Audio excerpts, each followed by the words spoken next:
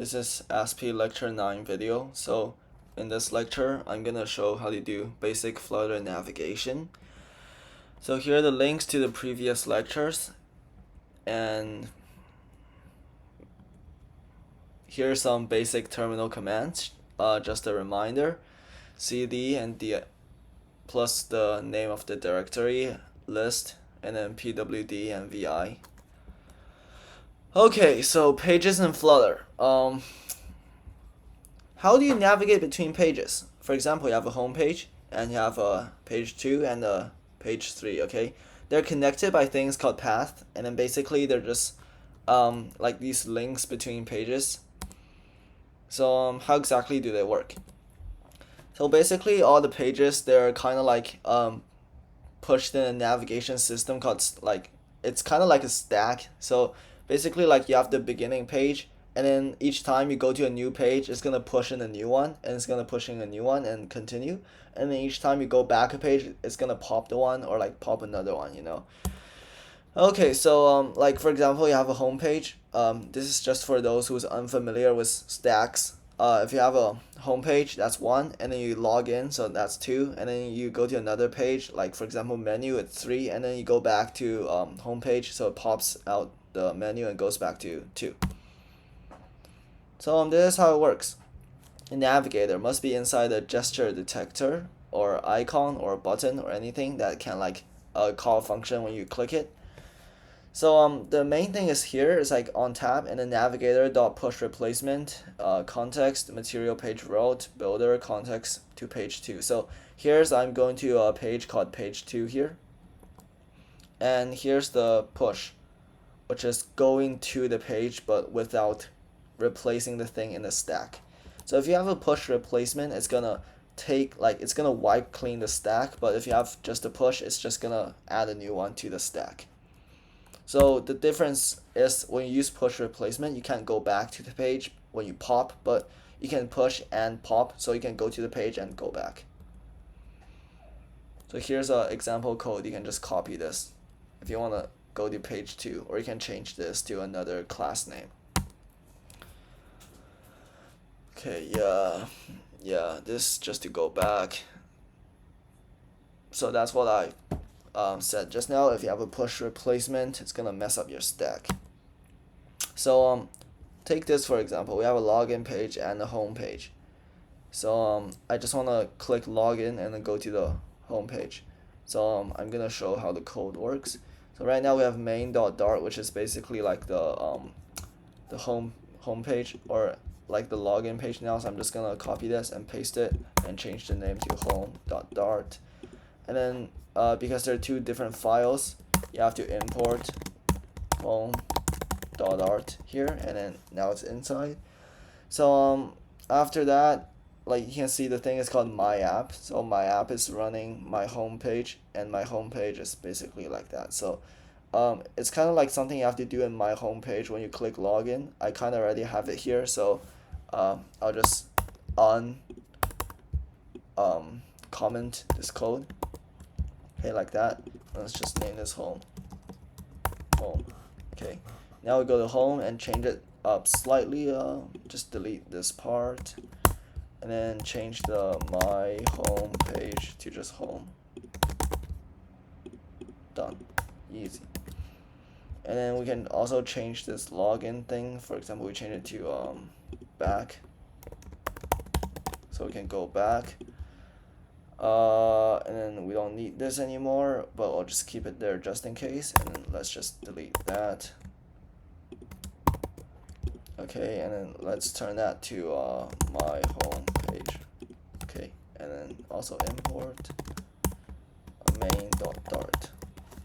Okay, so this function is gonna bring us back to the main page, and then this function is gonna bring us to the home page. So now I'll show you how to like actually do it. So let me just change up the home page a bit, like home page, so we can differentiate. And then we don't need this user ID thing anymore, so let's just delete that. Yeah, let's just delete this as well. Oh, or you know what, just change it to something else, like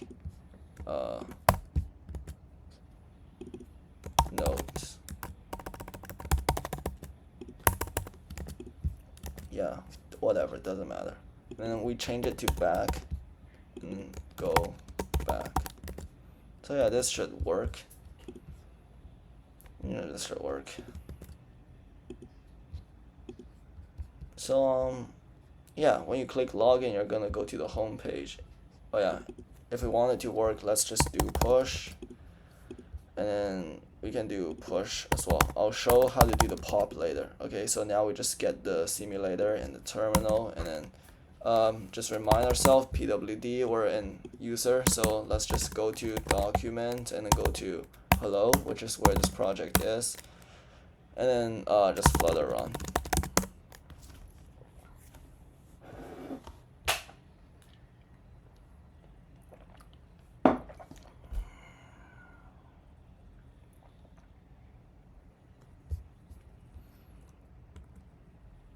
Yeah, basically just that. Push replacement is when you're doing a real app and you don't want the user to go back again. But for this example, I'll just do push. Okay. This is gonna take a while. Yeah, so the thing about compiling on like Mac is that they're like really slow, and then the CPU is kind of bad. Yeah. Oh, it doesn't compile. Let's see what's wrong. 57.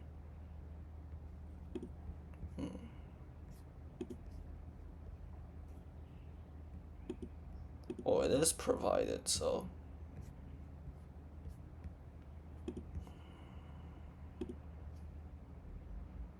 Interesting. Well, that's kind of weird, but like, I'm pretty sure, yeah, you know, I just delete that. Pretty sure that doesn't matter. Yeah, we didn't use this, so yeah, screw that. Delete that as well. Yeah, we don't need this. Okay, that's some annoying thing about Flutter is that like they kind of don't let you just declare something without defining it, so that's pretty annoying. Because you know, in C or like those other like low level languages, you can just declare something without defining, so that's very useful. But Flutter is like, yeah, they don't allow you to have undefined stuff, kind of like Python, so that's why they're pretty bad. Oh great, again. Yeah, title, we don't need title, we can do it just fine without one.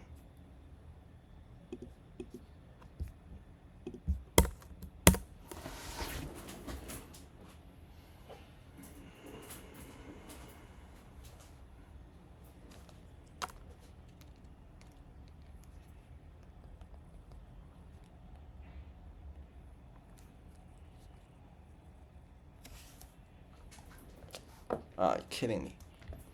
Oh yeah, that's probably about being a const. How about we just not have it?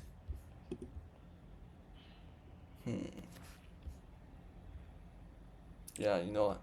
Let's just delete that. We don't need this annoying thing to get in the way. Oh yeah, another thing I think you guys talked about is having the debug banner thing. So I'll just show you how to like disable the debug banner. So basically there's a line that's called like debug show check or something, where like you can just put it here. So I'm just gonna put it here, like debug show check mode banner or something. It's a pretty annoying name. I'm pretty sure this name is correct, so let's just try again. Yeah, you see, just now it's compiling, so it looks like it's working. And some of you guys also requested me to like make a tutorial about how to fix the export path thing in Flutter, so I guess I'll do that as well in a separate video, because I didn't have the correct setup here. Yeah, you see it's gonna run. Great, now it's working. So if I just click login, it's gonna bring us to this page, and I click go back, I'm back again. Okay, so now I'm gonna demonstrate how the pop works. So just now you see we have this stack where it's I I'm keep pushing in new pages. I pushing a login, and I push a home, and I pushing a login again, and I push in a home again. So this time we're actually gonna pop the home page to go back to login instead of pushing in a new one. So let's just go to home and then change the push to a pop, and then just comment that line because we don't need it.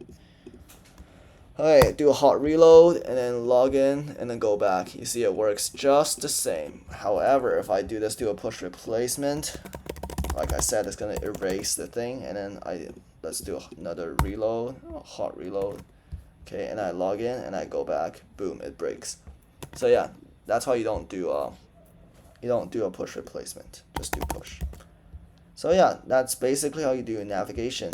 The simplest form of navigation. You can go to a new page and you can go right back. So yeah, that's pretty much it. Here's the code for what I've just demonstrated. It's in a function called login, and then this is the login button. So on tap, it's gonna call the login function, which is this. So this is what the login function looks like. It's gonna go to the home page, and for the full code, I'll just put it on the Google Slides after we're done, and that's it.